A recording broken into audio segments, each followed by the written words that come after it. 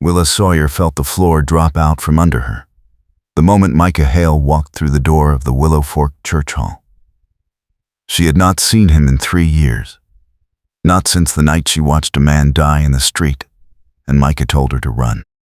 Now he stood 10 feet away in a brown duster stiff with trail dust, his hand resting on the grip of his revolver, and his eyes locked on hers with an expression she could not read. The town dance swirled around them, fiddlers sawing out a reel, but the music felt like it was coming from another world. Micah took a step forward. Willa took a step back. Her heel caught the edge of a floorboard, and she stumbled. He moved fast, catching her elbow before she could fall, and the touch sent a jolt straight through her chest. She jerked her arm free, and he let go, but not before half the room turned to stare. Mrs. Garrison, the minister's wife, appeared at Willa's side with a smile sharp as broken glass. "Is there a problem, Miss Sawyer?" Her voice carried just far enough to draw more eyes. Willa forced her shoulders back. "No problem, just an old acquaintance." Mrs. Garrison's gaze flicked to Micah, then back. "I see. Well, we do try to keep our gatherings respectable." She swept away, leaving the implication hanging in the air like smoke. Willa felt heat crawl up her neck. Micah's jaw tightened. He opened his mouth to speak, but she turned on her heel and walked straight out the side door into the cold night. The air outside bit at her skin. She crossed the churchyard toward the road, boots crunching on frost-hardened dirt. Behind her, the door creaked open and shut. She did not turn around. "You should not have come back," she said. Her breath clouded in the moonlight. Micah's footsteps stopped a few paces behind her. "I did not have a choice." His voice was rough, like he had been riding hard for days. Willa wrapped her arms around herself, the shawl doing nothing against the chill. "What do you want?" He hesitated. Then, quietly, "I am here for a fugitive. Man named Rourke. Word is he is hiding somewhere near Willow Fork." Her stomach twisted. She knew the name. Everyone knew the name. Rourke had killed a federal marshal in Kansas, and there was a bounty on his head big enough to set a man up for life. She turned to face him. "And you think I know where he is?" Micah's expression was unreadable in the shadows. "I think you might have seen him." Willa laughed, sharp and bitter. "I have not seen anyone. I keep to myself at the ranch. Breed horses. Mind my own business. That is all." Micah took a step closer. The moonlight caught the edge of his face, the stubble along his jaw, the tired lines around his eyes. "You always were a bad liar, Willa." She felt the old anger flare. "You do not know anything about me. Not anymore." He looked at her for a long moment, something shifting behind his guarded gaze. "Maybe not. But I know you saw something 3 years ago. Something that made you leave town in the middle of the night. And I know you have been looking over your shoulder ever since." Her pulse kicked hard. She wanted to deny it, to tell him he was wrong, but the words would not come. Micah exhaled slowly. "I am not here to hurt you. I am here to do a job. If you know something, tell me now. It will be easier that way." Willa shook her head. "I do not know where Rourke is. I have not seen him." Micah studied her face, searching for cracks. Then he nodded once, slow. "All right, but if that changes, you come find me." She did not answer. He turned to go, then stopped. "One more thing, that thing you saw 3 years ago. The man who died. His name was Kane. He was Rourke's partner. And Rourke knows you were there. Willa's blood went cold. Micah's voice dropped lower. So if Rourke is anywhere near Willow Fork, you are not safe. You understand me? She understood. She just did not know what to do about it. The next morning, Willa found a notice nailed to the gate of the Silver Ranch. It was from the bank. Final notice. Payment due in 30 days or the property would be foreclosed. She tore the paper down and crumpled it in her fist. Her father had left her the ranch when he died 2 years ago, along with a pile of debt she had been chipping away at one horse sale at a time. She was close. Another good season, and she could pay it off. But 30 days was not enough time. Not unless she sold half the herd, and that would leave her with nothing to rebuild. She stared at the crumpled notice, then shoved it into her apron pocket and walked to the barn. Inside, the horses shifted in their stalls, warm breath steaming in the morning cold. Willa moved down the row, checking water buckets and feed. At the far end, a gray mare nickered softly. Willa ran a hand along her neck, feeling the smooth muscle beneath the coat. This one would bring a good price, maybe enough to buy a little more time. She was still thinking it through when she heard the crunch of boots on gravel outside. She turned. Micah stood in the barn doorway, silhouetted against the pale sky. He looked like he had not slept. For a moment, neither of them spoke. Then he said, "We need to talk." Willa set down the brush she had been holding. "If this is about Rourke again, I told you. I do not know where he is." Micah stepped inside, letting the door swing shut behind him. "It is about that. And it is about you." He pulled a folded paper from inside his coat and held it out. Willa took it, unfolded it, and felt the ground tilt. It was a warrant. For her arrest. Conspiracy to harbor a fugitive. Her name was written at the top in neat black ink. She looked up at him, unable to form words. Micah's face was tight. "Someone told the marshal you have been seen talking to Rourke, meeting him after dark, passing him supplies." Willa's voice came out raw. "That is a lie." "I know," Micah said quietly. "But the marshal does not." She stared at the warrant, her mind racing. Who would do this? Who would lie about her? Then it hit her. Mrs. Garrison. The minister's wife. The woman who had made it her mission to remind everyone that Willa Sawyer was alone, unmarried, and far too independent for a respectable woman.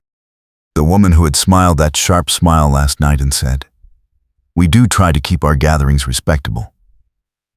Willa looked up at Micah. She did this. Mrs. Garrison. She wants the ranch. Her husband has been trying to buy it for months. Micah's jaw tightened. "Can you prove it?" Willa shook her head. "It does not matter. Once the gossip starts, the truth does not matter. You know that." Micah took the warrant back, folded it, and tucked it away. Then he said something that made her heart stop. There might be a way out. She waited. He looked at her straight on, his voice low and steady. "If you were married, the gossip would not stick. A respectable married woman does not meet fugitives in the dark, and a husband could testify on your behalf." Willa's throat went dry. "What are you saying?" Micah exhaled. I am saying we could make it look real. A courtship. Fast. Public. Enough to make people question the accusation.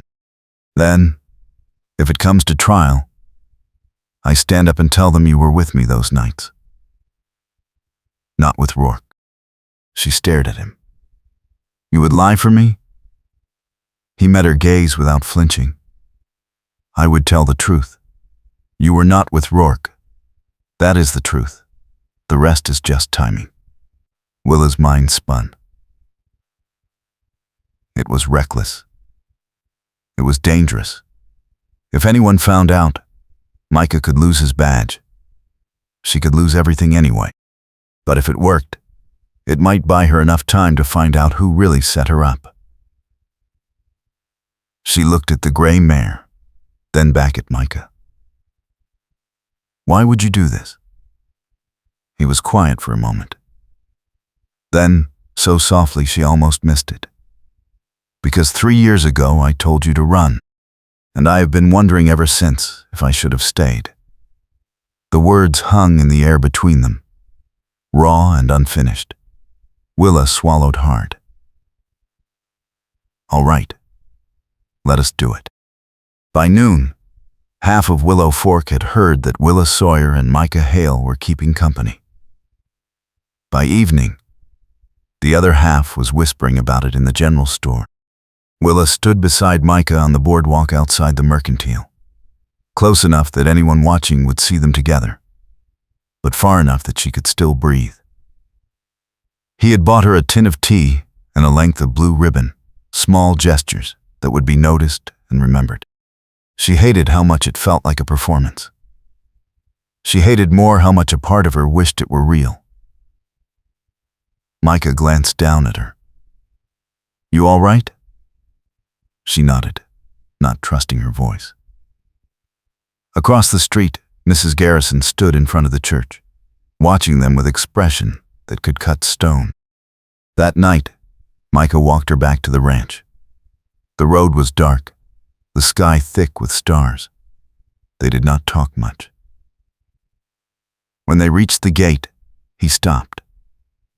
Willa turned to face him. Thank you, she said quietly. For this.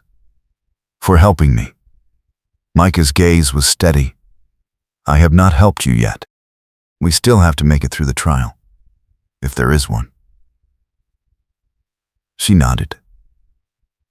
He reached out, hesitated, then brushed a strand of hair back from her face. It was the kind of gesture a man might make if he were courting a woman for real. The kind that made her breath catch. For a moment, she thought he might say something more. Then, he stepped back, tipped his hat, and walked into the dark. The next week passed in a blur of stolen moments and careful performances. Micah came by the ranch each morning to help with the horses. In the afternoons, they walked through town together, stopping at the post office, the feed store, the Sunday service. Every time, people watched. Every time, the whispers grew a little quieter. Willa started to believe it might actually work. Then, on the 8th day, the marshal arrived. He was a broad man with a gray beard and cold eyes. He rode up to the Silver Ranch with 2 deputies and a set of iron shackles. Willa was in the barn when she heard the horses. She stepped outside and saw Micah standing between her and the marshal, his hand resting on his gun. Marshal Kern, Micah said evenly. The marshal did not dismount. Step aside, Hale. I have a warrant. Micah did not move. I know about the warrant. It is based on lies. The marshal's expression did not change. That is for a judge to decide. Now step aside, or I will arrest you too. Willa's heart hammered. She walked forward past Micah and stopped in front of the marshal's horse. I will come with you. But I want it on record that I am innocent. The marshal looked down at her with something that might have been pity. "They all say that, miss." He nodded to one of the deputies, who dismounted and pulled out the shackles. Micah's voice cut through the air like a blade. "She does not need those. She is not running." The marshal's gaze shifted to Micah. "You vouching for her?" Micah met his eyes without flinching. "I am." The marshal studied him for a long moment. Then he nodded to the deputy. "Leave the shackles. But she rides with us. And if she tries to run, Hale, it is on you." Micah's jaw tightened, but he stepped aside. Willa walked to her horse, mounted, and rode out of the ranch yard between two armed deputies. She did not look back. She could not. If she did, she was afraid she would lose her nerve. They locked her in a cell at the back of the marshal's office. It was a small room with a barred window and a cot that smelled like mildew. Willa sat on the edge of the cot and stared at the wall. Outside, she could hear voices. The marshal, the deputies, and Micah, arguing in a low, tight voice that she could not quite make out. Then the door opened, and Micah walked in. The deputy locked it behind him and walked away. Micah crossed to the bars. "You should not be here," Willa said. He ignored that. "I talked to the marshal. The trial is set for 3 days from now. Judge Calloway is riding in from the territorial court." Willa nodded, her throat tight. Micah gripped the bars. "I am going to find out who set you up. I am going to prove it was the Garrisons. Just hold on." She looked up at him. "And if you cannot?" He did not answer right away. Then he said, "I will get you out. I promise." She wanted to believe him. She wanted to believe that promises meant something, that a man could stand between her and the world and actually hold the line. But she had learned a long time ago that wanting something did not make it true. "Micah," she said quietly, "if this goes bad, you need to walk away. You hear me? Do not throw your life away for mine." His eyes darkened. "It is too late for that." The words hit her like a fist to the chest. She opened her mouth to answer, but he was already turning, calling for the deputy to let him out. The door clanged shut behind him, and Willa was alone again. The next 2 days were the longest of her life. She sat in that cell and listened to the town outside, heard the church bells, heard wagons rolling past, heard voices through the window, people talking about the trial like it was a horse race. Some thought she was guilty. Some thought she was a fool. A few thought she was brave for standing up to the Garrisons. But those voices were quieter. On the second night, Mrs. Garrison herself came to visit. She stood outside the cell with a basket of bread and a smile that did not reach her eyes. "I thought you might be hungry, dear." Willa did not move from the cot. "I am fine." Mrs. Garrison set the basket on the floor. "Such a shame, all this trouble. If you had only accepted my husband's offer for the ranch, none of this would have happened." Willa's hands curled into fists. "You did this. You lied to the marshal." Mrs. Garrison's smile widened. "I told the marshal what I saw. A woman meeting a stranger in the dark, passing him a satchel. It looked very much like conspiracy to me." Willa stood, crossed to the bars. "You are lying. There was no meeting.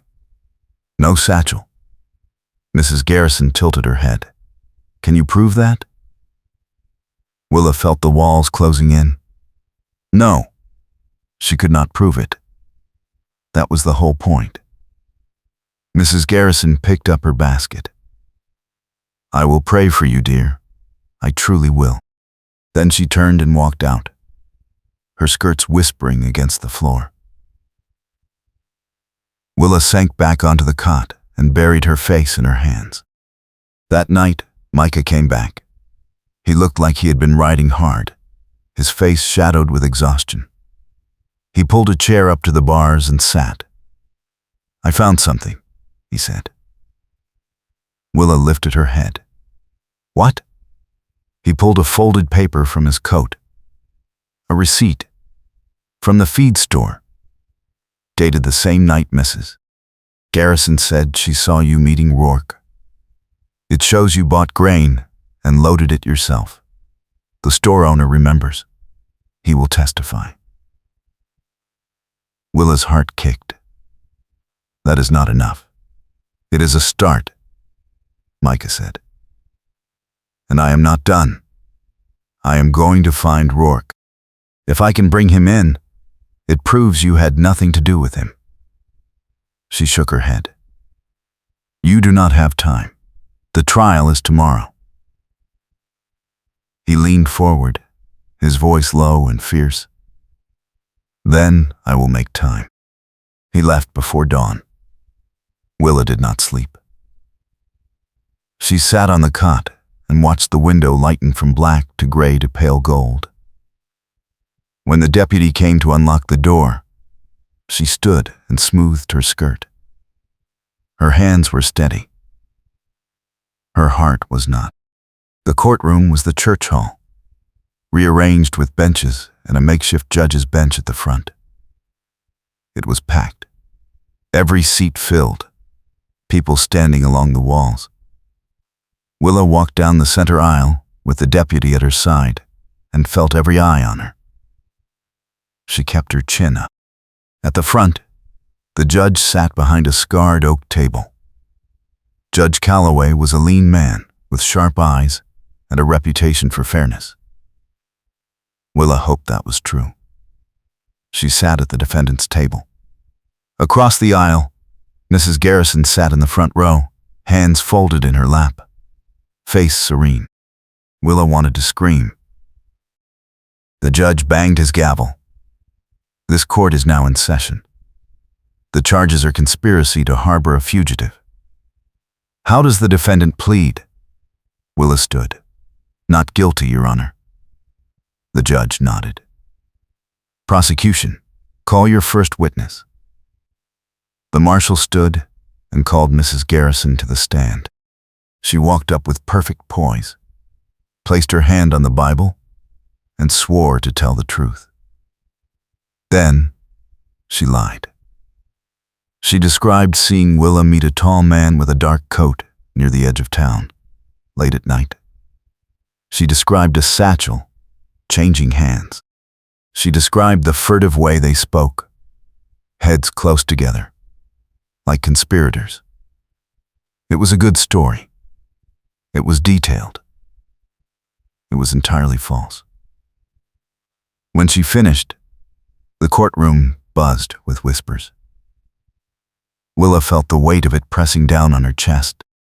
The judge looked at Willa. "Does the defendant wish to cross-examine?" Willa stood, her legs shaking. "Yes, Your Honor." She walked to the front, stopped a few feet from Mrs. Garrison. "You said you saw me meet a man near the edge of town. What night was that?" Mrs. Garrison smiled. "The 14th of last month." "What time?" "Near midnight." Willa pulled the receipt from her pocket and held it up. "This is a receipt from the feed store.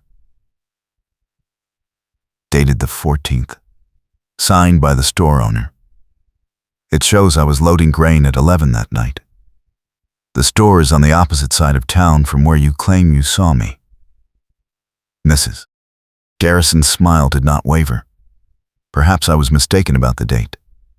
Willa's voice sharpened. "Or perhaps you were mistaken about everything." The judge leaned forward.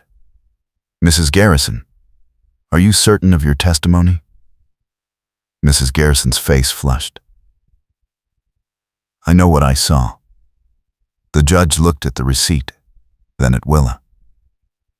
I will allow the receipt into evidence.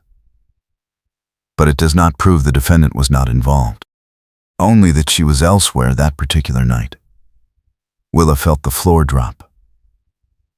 She had thought the receipt would be enough. It was not. The judge banged his gavel. Next witness. The marshal stood. The prosecution calls Micah Hale. Willa's stomach twisted. Micah was supposed to testify for her, but when the door opened, he was not alone. He walked in with a man in shackles.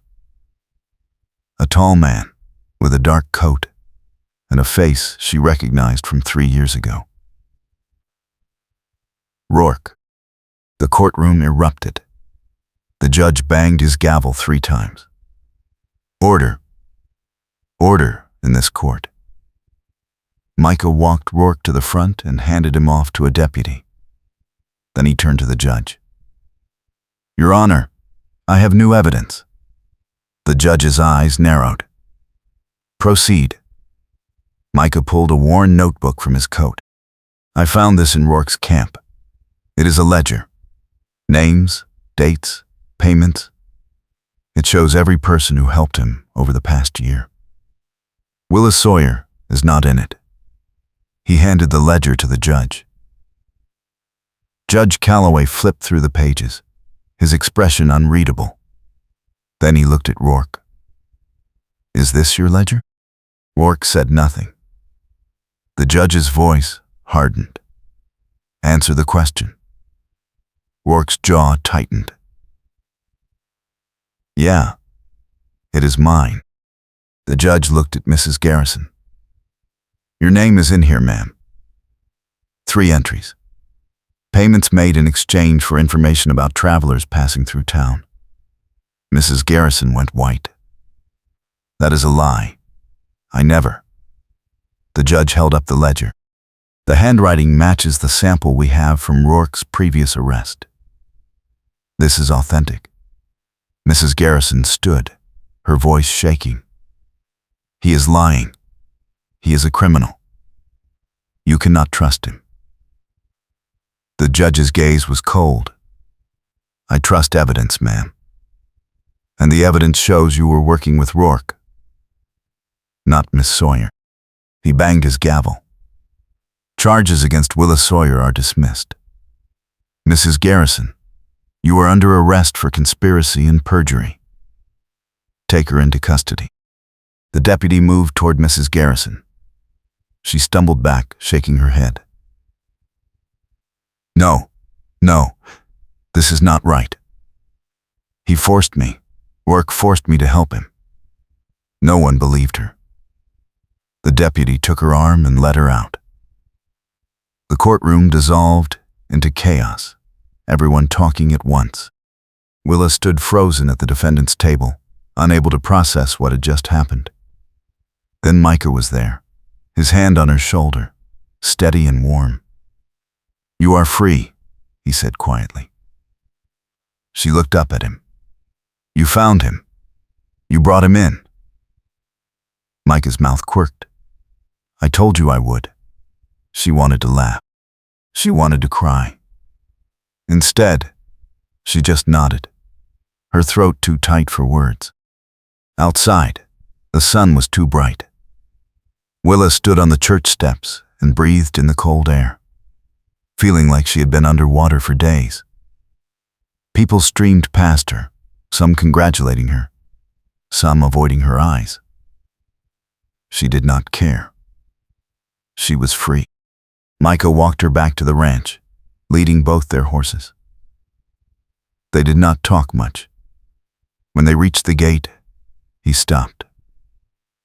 Willa turned to face him. I do not know how to thank you. Micah shook his head. You do not owe me thanks. She studied his face, the exhaustion carved into every line. You could have walked away. You should have walked away. Why did you not? He was quiet for a long moment. Then he said, because 3 years ago, I let you go. and I have been regretting it ever since." The words hung in the air, raw and unguarded. Willa felt something crack open inside her chest. "Micah, He stepped closer. "I know you do not owe me anything. I know this whole thing was just to keep you safe. But I need you to know, it was not fake for me. Not all of it." Her breath caught. She had spent 2 weeks telling herself it was just a performance, just a strategy to survive. But standing here now, with Micah looking at her like she was the only thing that mattered, she could not lie anymore. "It was not fake for me either," she whispered.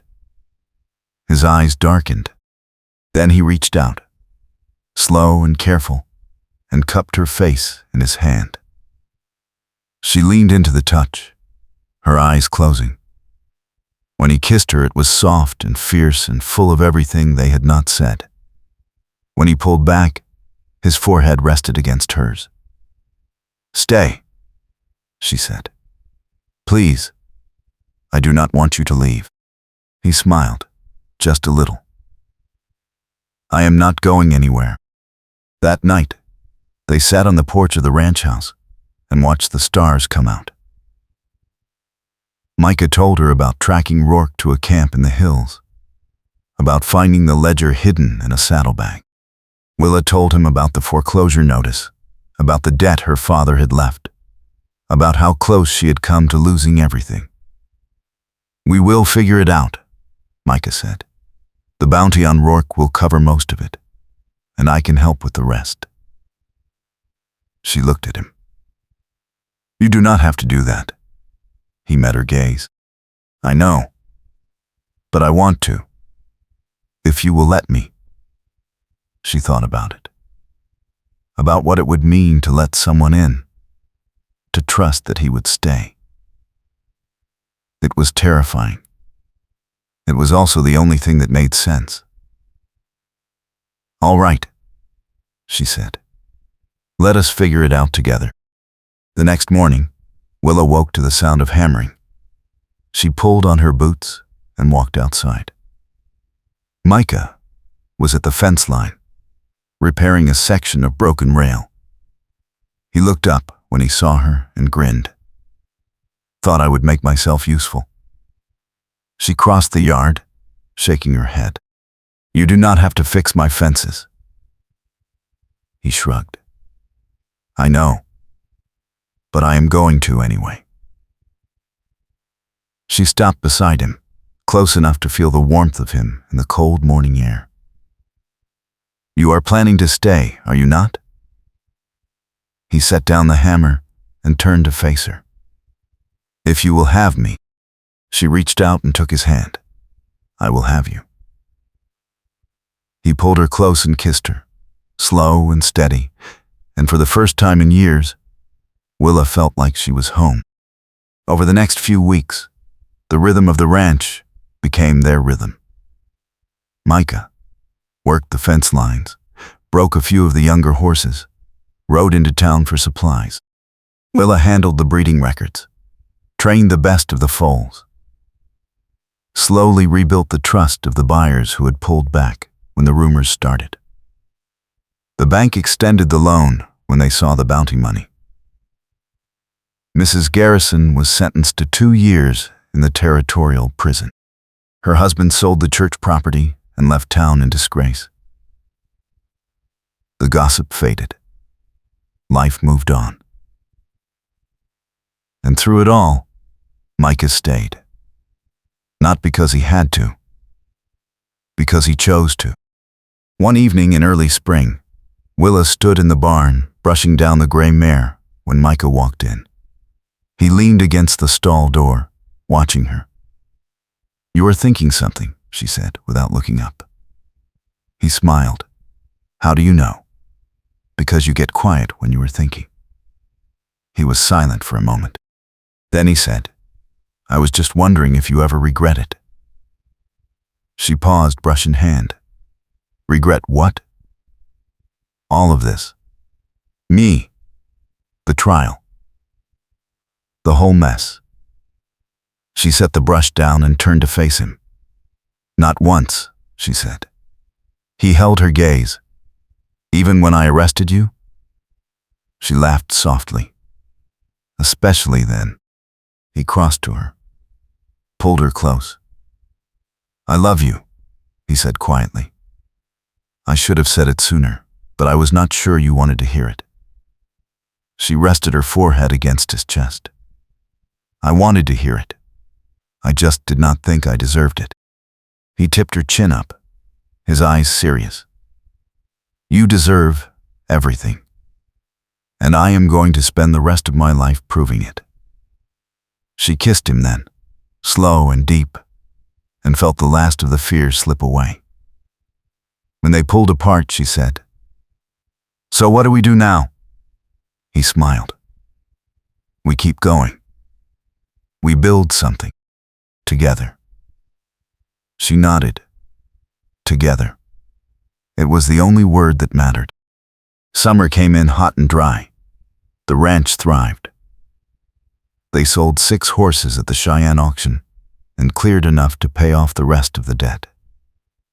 Willa signed the deed in her own name, then added Micah's beside it. He did not ask her to. She did it because it was right, because they were building something that belonged to both of them. The day after the signing, Micah rode into town and came back with a plain gold band. He did not get down on one knee. He just held it out and said, "I want to do this right. Will you marry me?" Willa took the ring, slid it onto her finger, and said, "Yes." It was the easiest decision she had ever made.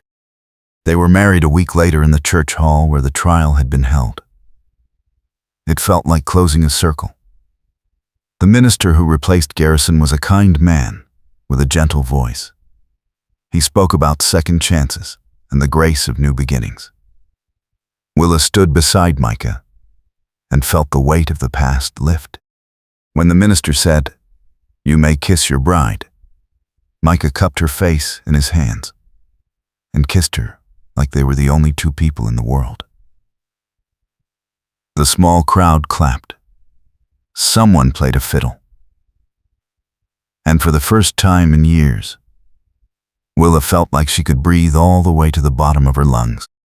That night, they sat on the porch and watched the sun set over the hills. Micah had his arm around her shoulders. Willa leaned into him, the gold band on her finger catching the last of the light. "Do you ever think about that night?" she asked. "The night I told you to run?" She nodded. He was quiet for a moment. "Every day. I thought I was protecting you. But all I did was make you carry it alone." She turned to look at him. "You did protect me. You gave me time to disappear. Time to start over. If you had not, work would have found me years ago." Micah's jaw tightened. He still almost did. She reached up and touched his face. But he did not. "Because you came back." He caught her hand, pressed a kiss to her palm. "I am never leaving again. You know that, right?" She smiled. "I know." Autumn brought cooler nights and the first frost. Willa woke one morning to find Micah already up, standing at the window. She crossed the room and slipped her arms around his waist. "What are you looking at?" He nodded toward the corral. "The gray mare. She foaled last night." Willa's heart jumped. She pulled on her robe and hurried outside. In the corral, the mare stood over a tiny dark foal with a white star on its forehead. Willa leaned on the fence, watching the foal struggle to its feet. Micah came up beside her. "What do you want to name it?" She thought for a moment. "Hope." He smiled. That works.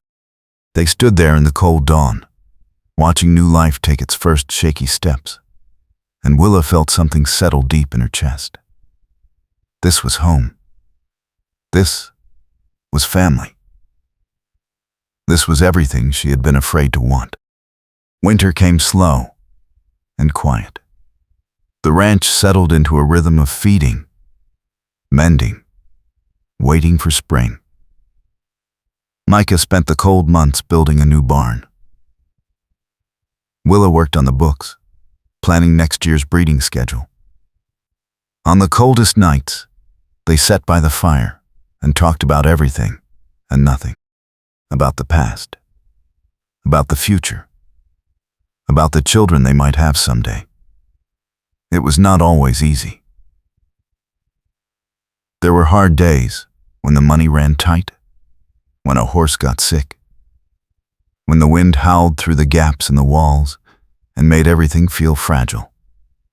But they faced it together, and that made all the difference. One night in late February, a storm rolled in. Snow fell thick and fast, piling up against the barn doors. Willa and Micah worked side by side to get the horses inside, to stack hay bales against the drafts, to secure everything that could blow away. By the time they finished, they were both soaked and shivering. They stumbled into the house and stood by the stove, stripping off wet coats and boots.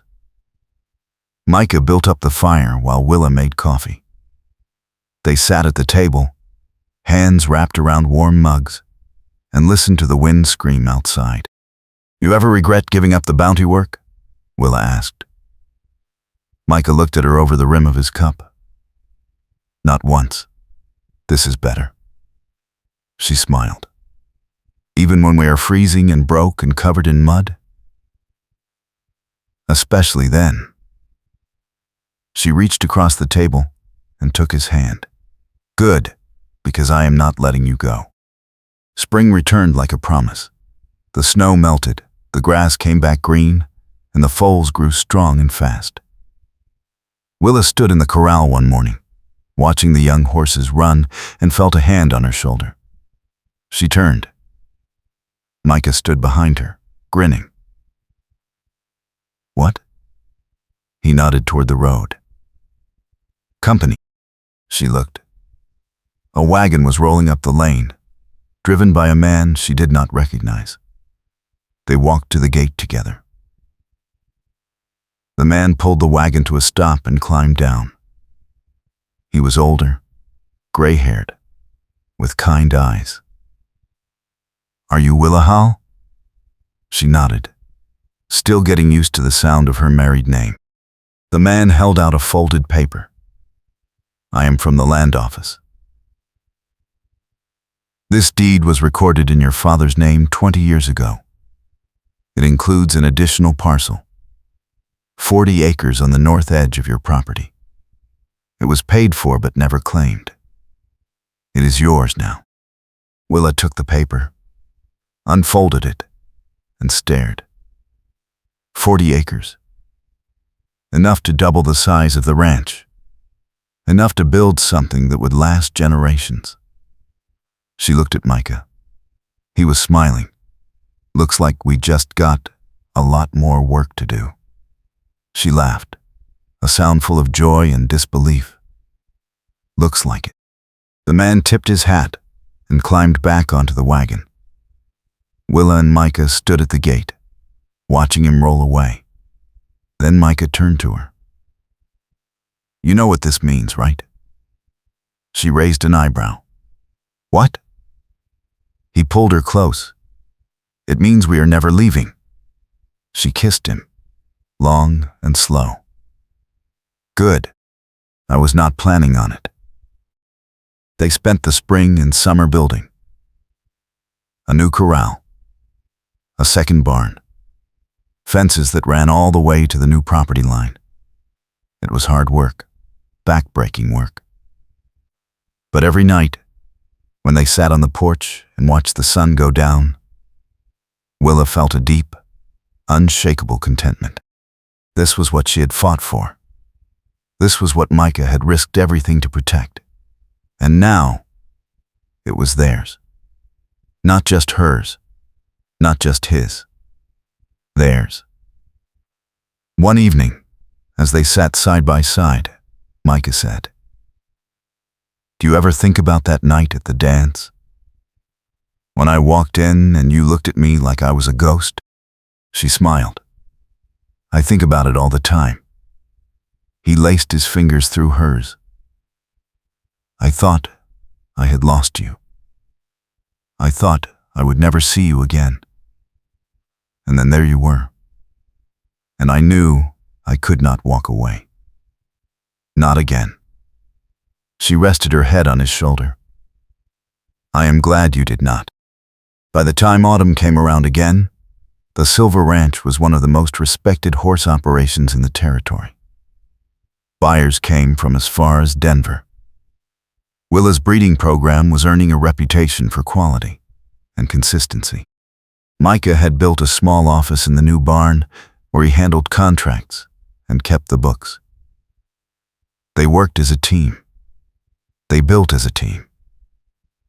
And when winter rolled in again, they faced it as a team. One cold December night, Willa stood in the doorway of the barn, watching Micah check the latches on the stalls. He looked up and saw her watching. "What?"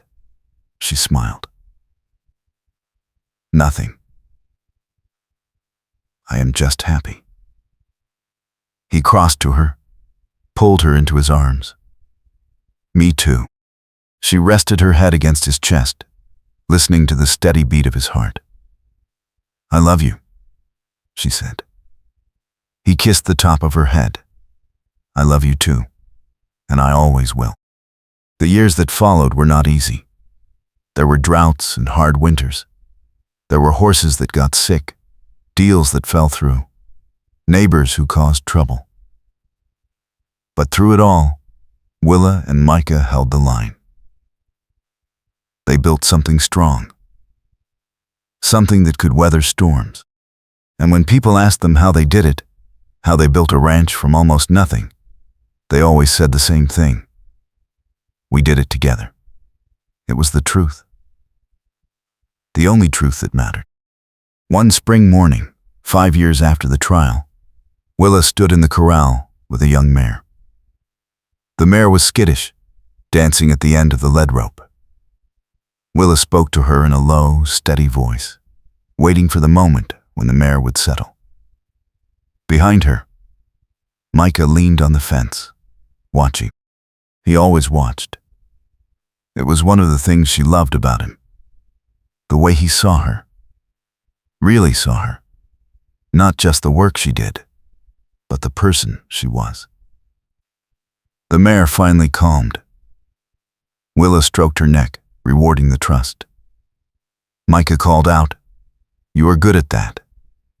She looked over her shoulder. "At what?" "Making scared things feel safe." She smiled. "I had a good teacher." He grinned. "Yeah? Who?" "You." He shook his head, but he was smiling. The mare shifted, and Willa turned her attention back to the work. But she carried the warmth of that moment with her all day. That evening, they sat on the porch as the sun went down. It was their ritual now. The end of every day, no matter how hard, always ended here. Together. Willa leaned against Micah's shoulder. "Do you ever think about what would have happened if you had not come back?" He was quiet for a moment. "Yeah, I think about it." She waited. He exhaled slowly. "I think I would have spent the rest of my life wondering. Wondering if you were all right. Wondering if I could have saved you. Wondering if I threw away the only thing that ever mattered." She turned to look at him. "You did not throw it away. You came back. He met her gaze. I did. And I would do it again. Every time. She kissed him, soft and slow. I know. The next morning, Willa woke to find Micah already dressed and pulling on his boots. She sat up. Where are you going? He glanced over. Town. Need to pick up some supplies. And I have something I need to do. She raised an eyebrow. What? He smiled. You will see. Then he kissed her and walked out. Willa lay back down, shaking her head. The man loved his secrets. He was back by mid-morning, carrying a small wooden box. He set it on the table and opened it. Inside was a brass nameplate. Silver Ranch. Hale and Sawyer. She stared at it. Micah, we do not need. He cut her off. Yes, we do. This place is ours. Both of us. And I want everyone who rides up that lane to know it. She touched the plate, running her fingers over the engraved letters. Thank you. He shrugged. It is just a sign. She looked up at him. No. It is not. He held her gaze. Then he pulled her close and kissed her forehead. Let us go put it up. They mounted the sign at the gate that afternoon. It gleamed in the sunlight, solid and permanent. Willa stood back and looked at it, feeling a swell of pride so strong it almost hurt. Micah came up beside her. What do you think? She took his hand. I think it is perfect. He squeezed her fingers. Good, because this is just the beginning. She looked at him. The beginning of what? He smiled. Everything. And she believed him. Because they had already survived the worst. They had already built something from nothing. And now, standing here at the gate of the Silver Ranch, with the sun warm on their faces, and the future stretching out wide and open, Willa knew they could handle whatever came next. Together. Always together. Years passed. The ranch grew. They hired help, trained apprentices, built a reputation that reached beyond the territory. Willa became known as one of the best horse breeders in the West. Micah became the kind of man people trusted, the kind who kept his word and stood by his friends. They had children, a daughter first, then a son, both with Willa's brown hair and Micah's steady eyes. They raised them on the ranch, teaching them to ride, to work, to value the land and the animals and each other. And through it all, through every season and every storm, Willa and Micah stayed true to the promise they had made on that cold night 5 years ago. They stayed together. One evening, when the children were grown and the ranch was thriving, Willa and Micah sat on the porch and watched the sun set. They were older now. Gray streaked Micah's hair. Lines creased Willa's face. But when he took her hand, it felt the same as it had that first night. Strong. Steady. Sure. Do you remember the trial? Willa asked. Micah smiled. How could I forget? You stood up there and tore Mrs. Garrison apart. Willa laughed. I was terrified. He turned to look at her. You did not look it. You looked fierce. She shook her head. I was only fierce because you were there, because I knew you would catch me if I fell. He pulled her close. I always will. She rested her head on his shoulder. I know. The sun dipped below the hills. The sky turned gold, then pink, then deep purple. Stars began to appear one by one. Willa closed her eyes and listened to the sounds of the ranch.